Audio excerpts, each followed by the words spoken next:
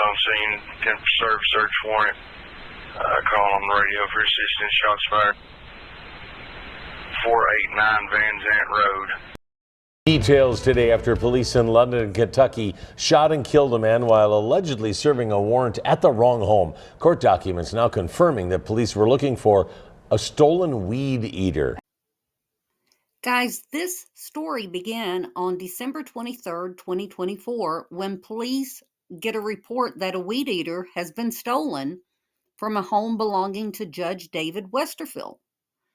Now, the suspect of that theft, Hobart Buttery, was located in a neighboring county around 7 p.m. that same day and arrested. He admitted to stealing the weed eater and a small heater. He told law enforcement he took the items to a home in Lilly on Van Zant Road, which, by the way, is outside of the city of London.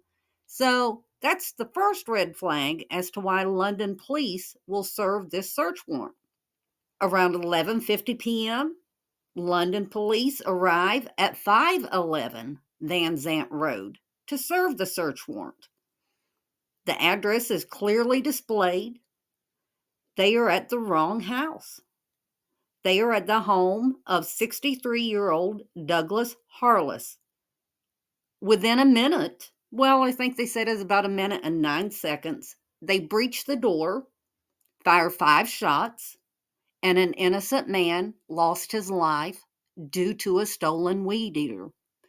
Now, if you'll sit tight, you'll hear a phone call between the judge and a police officer. You'll also see the video of the actual shooting that occurred at 511 Van Zant Road that the neighbor recorded and other details. But I would appreciate if you do like, share, comment, give me your thoughts. It is my intent to keep stories like this that are about small towns that would otherwise be swept under the rug. I'd like to keep them in the news, in the headlines, and your participation helps me do that. Also, my condolences and prayers to the family and friends of Douglas Harless. And sit tight, we're going to let all this unfold. Police say lawn equipment was stolen from the property of Laurel County Judge Executive David Westerfield.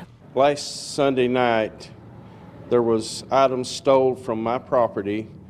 What was stolen did not belong to me. It belonged to a person that was using my garage to store his equipment in. And I was out of town when this happened. I knew nothing more than that about it. Buttery says he used to work for the man who owned the equipment. I worked for him. Okay. I worked on for 20 years. The citation says camera footage led officials to Buttery, who admitted to taking a heater and weed eater. The Manchester Police Department arrested him the evening of December 23rd. As far as where those items are now, I mean, did you drop them off somewhere? Were they sold somewhere? No, it wasn't sold. Okay, but they were dropped off somewhere. Yes, ma'am. Are you saying where they were dropped off? No. Police say Buttery admitted that he planned to take the weed eater to a home in Lilly. Buttery denies that claim. A family member of Buttery says someone needs to be held accountable. They called the warrant 5 times saying 489, and they still were at 511, and Hobie had lived at 515.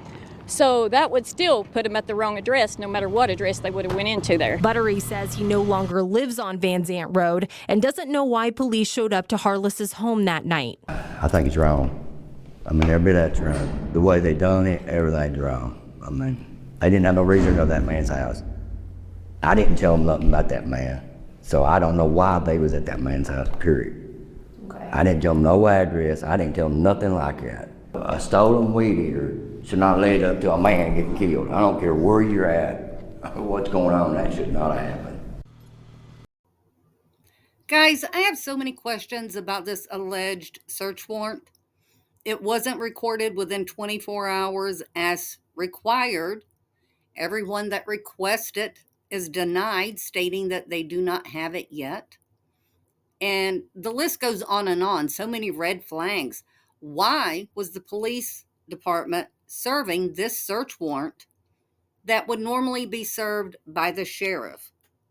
And, again, Hobart Buttery did not even reside at 489 Van Zant Road, the address that is on this alleged search warrant. He resided at 515 Van Zant Road more than a year ago. And that should be frightening for anyone that rents a home, to think that the police can burst into your home in the middle of the night, weapons drawn, because someone they're interested in finding lived there more than a year prior. Also, is this search warrant even legal since it was made out for 489? If that's the case, does qualified immunity still apply to the police officer that gave the fatal shot? Just again, nothing adds up. Something stinks here. And there's special requirements or some type of system that says, hey, the police can serve a search warrant after 10 p.m. based on this criteria. Do I believe that a stolen weed eater meets that criteria? Absolutely not. But let's continue and see how this story unfolds. I do want to give a trigger warning for the next clip. It is the actual footage from the neighbor's surveillance system that records the actual raid at 511 Van Zant by the police and the shooting. It's very quick, and you really have to go back and slow it down and look over it several times just to see how many police officers were there with weapons drawn, AR-15s, for a stolen weed eater. Okay, let's continue. Units on scene, 10 serve search warrant. Calling on the radio for assistance. Shots fired. 489 Van Zant Road. Well, you remember, Kentucky State Police say an officer with London PD was attempting to serve a search warrant on the night of December 23rd. But that's a document we still have not been able to see, as the clerk's office has repeatedly said they don't have it, despite the courts being required to file that paperwork. What we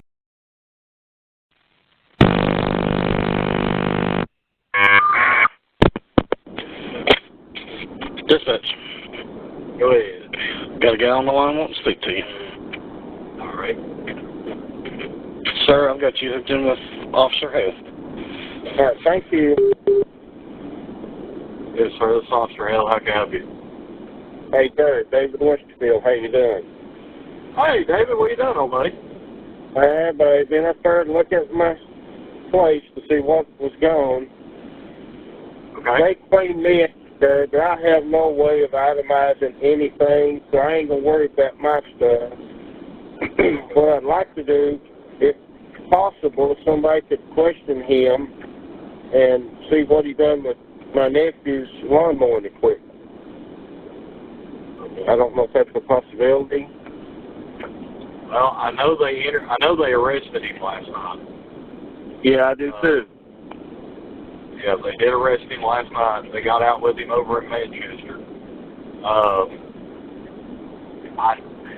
don't know how much I can really say. I don't know how much I can really say about the situation down in Lilly last night. He wasn't part of that, was he? Yeah, that search warrant come off of, from my understanding, David, that search warrant come off of his arrest, because he had said that he had took a weed eater down there to a dope dealer's house there off of Van Zant. Okay, and the boy was shot and killed, right? That's my understanding. I'm not very. They've not told us anything about it. So. Yeah, I understand. No, they called me at 1 o'clock this morning and told me all about it. So I know all about that one. I just didn't know. You know, I'm not going to worry about my stuff unless he sold to somebody that's laying in a pile and I could identify it. But I can't make a list to turn it on my insurance. I'm not going to fool with it. But I would like to see Charles, my nephew, get his stuff back if at all possible. Right. I couldn't help but notice that neither the judge nor the officer that he is speaking with seems to show any compassion for Douglas Harless, the man that lost his life over this stolen weed eater.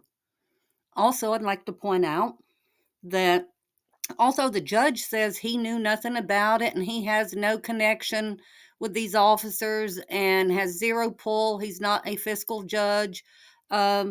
Well, I don't think the average person that had a report of a stolen weed eater would receive a phone call at 1 a.m. with an update that, hey, we have a man in custody. And then, did you hear him say when the officer mentioned, that they had arrested Hobart Buttery and that a man had been shot on Van Zant Road and killed? The judge said, but he wasn't involved in that, right? I found that a little weird. What does that mean? Okay, let's continue, guys. I know they're working through it right now with some of the interviews. Well, that's all they can do then.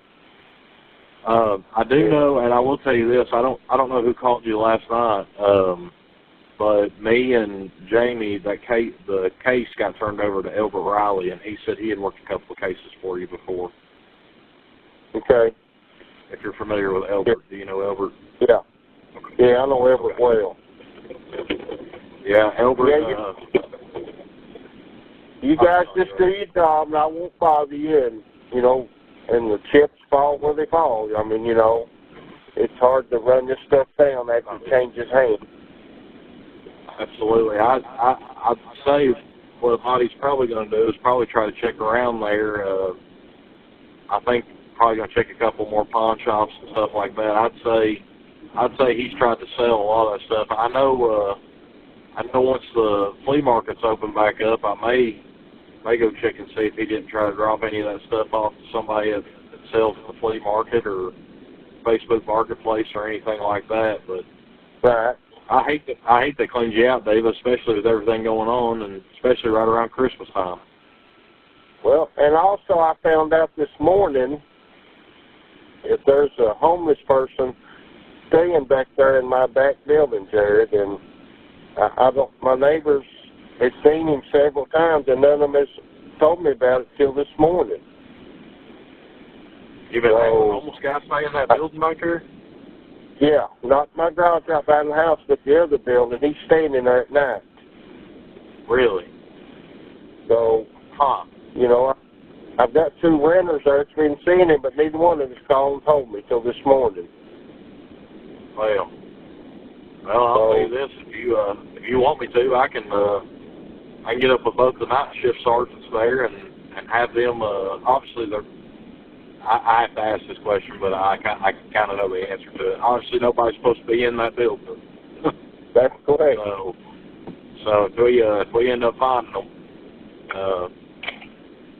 trespassing verbally off the property, and you want them hooked, I do. And the thing is, Jared, he may have been carrying my stuff out of that building and selling it. The butcher boy that's been arrested may not have gotten all my stuff. It may be the homeless guy that's carrying it off. Mm. Well, it's cleaned out now, so ain't no need worried about it, But if he's staying there, I'd like to have him arrested because his chances, he's a smoker, he'll burn my building. Yep, your building will be burned to the ground. That's true.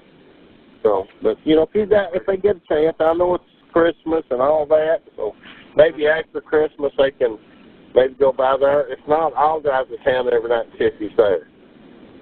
No, and I really don't want to do that because I might do something unethical. So this is really starting to sound like a good old boys club that's going on between the judge and the police department. I mean, you heard him say that they want to hook Buttery for this charge. And now we've got a homeless guy that's brought into the story. They even know that he's a smoker, but they didn't know that the judge didn't know anything about him prior. That's a little suspicious to me as well. And to think that this judge had the audacity to say in this phone call that, hey, if I have to go check out this homeless guy myself, I might do something unethical. Excuse me, sir. I do believe something has already been done that was unethical.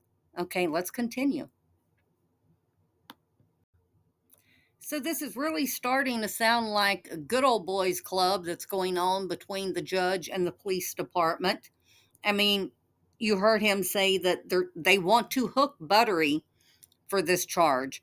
And now we've got a homeless guy that's brought into the story. They even know that he's a smoker, but they didn't know that the judge didn't know anything about him prior.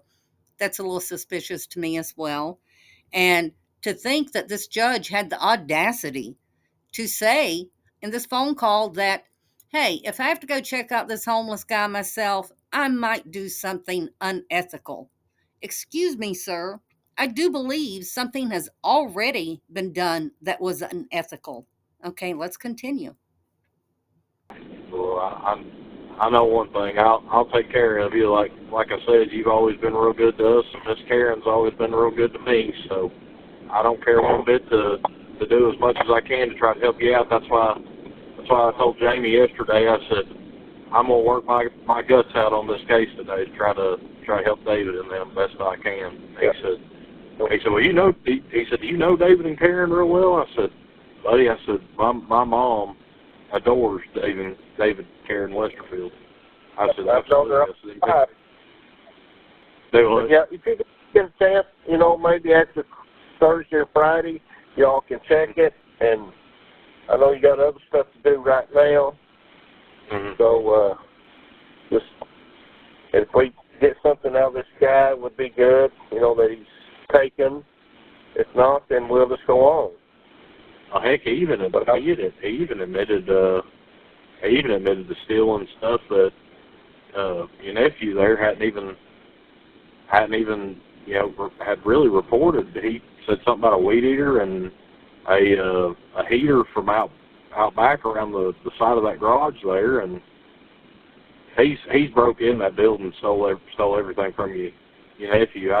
I'm with you after finding out that you said that there was a homeless guy staying there. I don't know if maybe that door was open and he went in and grabbed some stuff off of you, or if he grabbed some stuff off of, or if that homeless guy had been in there grabbing some stuff. Heck, it might have been the both of them, to be honest with you. You never know.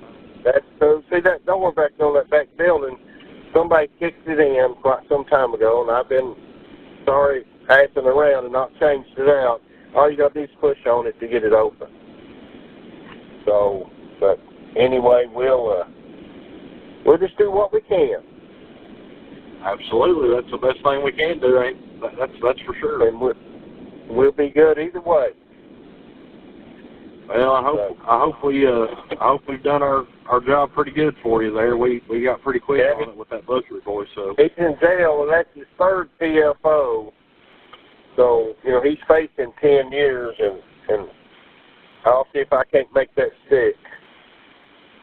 Yeah, I would. I definitely would. He got. I was looking at his court net stuff there, and he had got 13 years, I think, up in Scott County. Yep, he did. So I'd say he'll be getting pretty close to that time that he did up there in Scott County. Yep, I hope so. And I'm going to push it. You know, just I don't know what all he's got, but my stuff I can live without. But you know. But just, like I say, you guys just do what you can do, and you'll never hear the word from me. I know. I think one thing that we were trying to look at yesterday, just to be fully transparent with you, and be honest, one thing we were really looking at yesterday was trying to get him to push to say that he had entered your building, because if we could have got him on the burglary, then there would have been an opportunity as far as restitution of your stuff and stuff like that. But I think they've got some stuff in the works. I'm not real sure what Elbert's doing right now, but I trust Elbert really good. And I think Elbert's a real good investigator, and I think he'll definitely maybe get some more charges out of this. I know that we could prove that he took some items, so that was why we charged him with the T-Butt over. Right. Yeah, just You guys just do your job, and if you need me, you call me. Absolutely. How's that? And absolutely. And if you ever need me, you can holler at me too. And anytime you want to swing into mine and Sarah's place down there, you're more than willing to do that too. If I'm not at 7607, I'm over at 87 Park Estates Lane, hanging out with Danny's brother Steve, my father-in-law, and Danny most of the time. Right. Got you. So, yep. But I do appreciate you guys, and you guys have a good day and have a good Christmas. Absolutely, Judge. You too, and you have a good Christmas too, sir. All right. Thank you. All right. See you, buddy. Bye-bye. In my opinion, this officer is looking for a pat on the back from the judge or a, hey, good job, buddy, something of that nature. I mean, he clearly states, I'm willing to work my guts out for the judge. And again, I don't think this would be the case if this were a normal citizen and they reported a stolen weed eater. I just don't. But hey, that's only my opinion. I was born and raised in Eastern Kentucky, and to me, that's how these kind of things work. But you'll hear him let the judge know, hey, I've got the utmost confidence in Officer Elbert. He's real good at getting additional charges out of things like this. This just really stinks of corruption, again, in my opinion. And it would be great if there were some body cam footage, right? But oh no, there's not going to be any, because several years ago, they decided, hey, we do not want to take the money out of the budget to upgrade the equipment. So, hey, let's just get rid of those body cams. We don't need them. And this is exactly why they do need them. And I'm going to do a video on the town meeting where the citizens spoke out about this, and they are completely outraged. They've had protest signs calling for Nancy Grace, anybody, to get involved in this because they are desperate to have this type of corruption kicked out of their small towns. So guys, please give me your comments, your thoughts, share this video. Like I said, let's try to keep things like this in the headlines. And I do appreciate you watching, and I hope you stay tuned for my next videos. Thanks.